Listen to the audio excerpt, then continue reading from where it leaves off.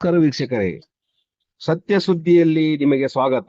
ಹೌದು ವೀಕ್ಷಕರೇ, ದಾವಣಗೆರೆ ಜಿಲ್ಲೆ ಹರಿಹರ ತಾಲೂಕು ಹರಿಹರ ನಗರದಲ್ಲಿ ನಾಗರ ಪಂಚಮಿ ಹಬ್ಬದ ಪ್ರಯುಕ್ತ ತುಂಗಭದ್ರಾ ನದಿಯ ತೀರದಲ್ಲಿ ತಾಲೂಕಿನ ವಿವಿಧ ಗ್ರಾಮಗಳಿಂದ ದೇವರುಗಳು ನಗರಕ್ಕೆ ಆಗಮಿಸಿ ಪ್ರತಿ ವರ್ಷದಂತೆ ಈ ವರ್ಷವೂ ಜಿಗಳಿ ರಂಗನಾಥ ಸ್ವಾಮಿ ಹಾಗೂ ಯಲವಟ್ಟಿ ಆಂಜನೇಯ ಸ್ವಾಮಿ ಇವರುಗಳ ಸಂಯುಕ್ತ ಆಶ್ರಯದಲ್ಲಿ ಇಂದು ಸಂಜೆ ಕಾಣಿಕೂಸುವ ದೃಶ್ಯಗಳು ತಾವು ನೋಡಬಹುದು.